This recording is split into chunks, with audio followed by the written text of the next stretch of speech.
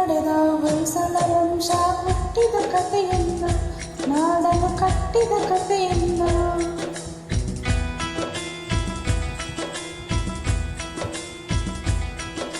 ಕನ್ನಡ ನಾಡಿನ ರನ್ನದರತು ನಾ ಕೇಳೋ ಕಥೆಯನ್ನ, ನಾ ಹೇಳೋ ಕಥೆಯನ್ನ. ಹೆಮ್ಮೆಯ ಪಡೆದ ಹೊಯ್ಸಳ ವಂಶ ಹುಟ್ಟಿದ ಕಥೆಯನ್ನ, ನಾಡನ್ನು ಕಟ್ಟಿದ ಕಥೆಯನ್ನ.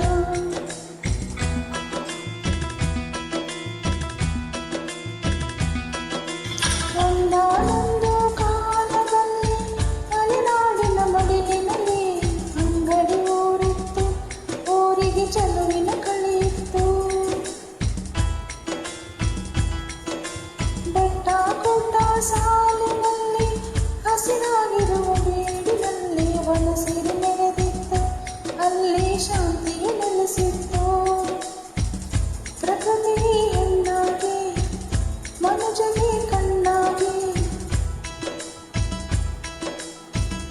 ಧರ್ಮವೇ ಮನೆಯಾಗಿ ಮೌನವೇ ಮಾತಾಗಿ, ಅಕ್ಕರೆ ತುಂಬಿದ ಅಂಗಡಿ ಗ್ರಾಮವೇ ಆಶ್ರಮ ಹೊಂದಿತ್ತು, ಅದರ ಗುರುಕುಲ ನಡೆದಿತ್ತು.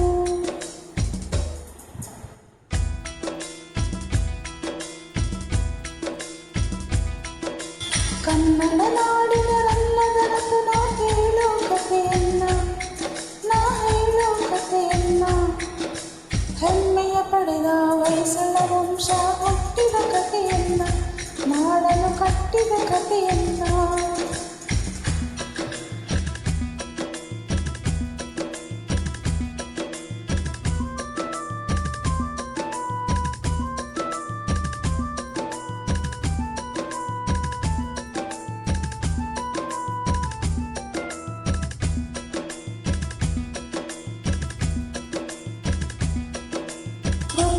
ವೃಕ್ಷರಾಶಿಯರಳಿನಲ್ಲಿ ಸುಗಂಧಾಚಾರ್ಯರ ಸನ್ನಿಧಿಯಲ್ಲಿ ಪ್ರವಚನ ಸಾಗಿತ್ತು, ಧರ್ಮದ ಪ್ರವಚನ ಸಾಗಿತ್ತು. ವಾಸಂತಿಕೆಯ ದೇಗುಲದಲ್ಲಿ ಶ್ರದ್ಧೆ ಭಕ್ತಿ ಸಂಗಮದಲ್ಲಿ ಪೂಜೆಯು ನಡೆದಿತ್ತು, ಸಲನ ಪೂಜೆಯು ನಡೆದಿತ್ತು. ಒಮ್ಮೆಗೆ ಒಬ್ಬರದ ಸತ್ತೊಂದು ಕೇಳಿಸಲು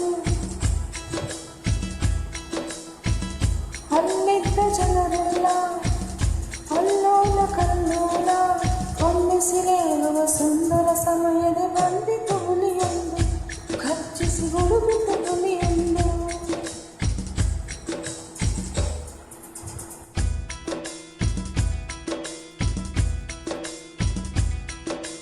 ಕನ್ನಡ ನಾಡಿನ ರನ್ನದರತು ನಾ ಕೇಳೋ ಕಥೆಯನ್ನ, ನಾ ಹೇಳೋ ಕಥೆಯನ್ನ.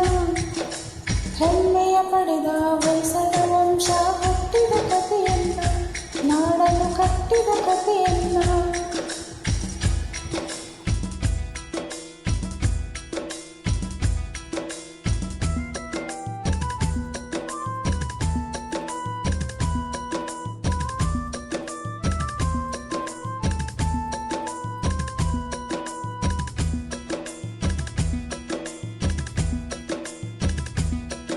ಸುದತ್ತಾಚಾರ್ಯರು ಕಂಚಿನ ಕಂಠದ ಸರನನ್ನು ಹೋಗಿ ಕರೆದರುವಾಗ ಅಗ್ನಿ ಮೊಳಗಿತ್ತು, ಗುರುಗಳ ಅಗ್ನಿ ಮೊಳಗಿತ್ತು.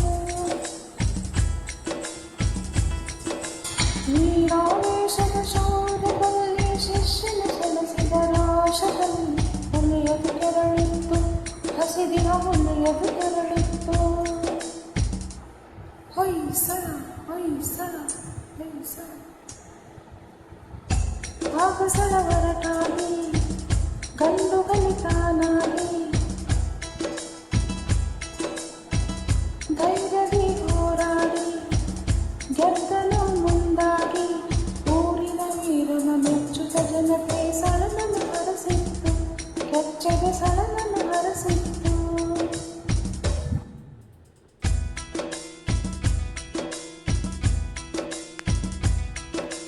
ಕನ್ನಡ ನಾಡಿನ ರನ್ನದರತು ನಾ ಕೇಳೋ ಕಥೆಯನ್ನ, ನಾ ಹೇಳೋ ಕಥೆಯನ್ನ. ಹೆಮ್ಮೆಯ ಪಡೆದ ಹೊಯ್ಸಳ ವಂಶ ಹುಟ್ಟಿದ ಕಥೆಯನ್ನ, ನಾಡನ್ನು ಕಟ್ಟಿದ ಕಥೆಯನ್ನ.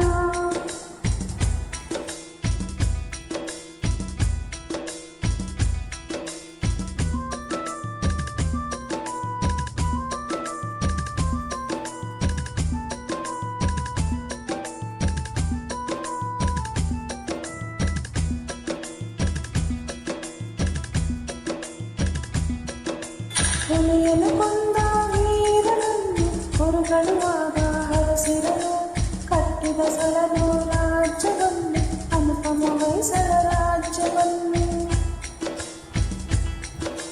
ಹುಲಿಯನ್ನು ಕೊಲ್ಲುವ ಲಾಂಛನ ಹಿಡಿದು ಗದ್ದುಗೇರಿ ಆಳ್ವಿಕೆ ಮೆರೆದು ಚರಿತ್ರೆ ಮೊದಲಾಯಿತು ಹೊಯ್ಸಳ ಚರಿತ್ರೆ ಮೊದಲಾಯಿತು ಸಾಹಿತ್ಯ ತೇರಾಗಿ ಶಿಲ್ಪಕಲೆ ನೂರಾಗಿ ಸಂಗೀತ ಹೊನಲಾಗಿ ಸಂಸ್ಕೃತಿ ತವರಾಗಿ ವೈಭವ ಸಾರುವ ಹೊಯ್ಸಳ ವಂಶ ನಾಡನ್ನು ಬೆಳಗಿತ್ತು ಕನ್ನಡ ನಾಡನ್ನು ಬೆಳಗಿತ್ತು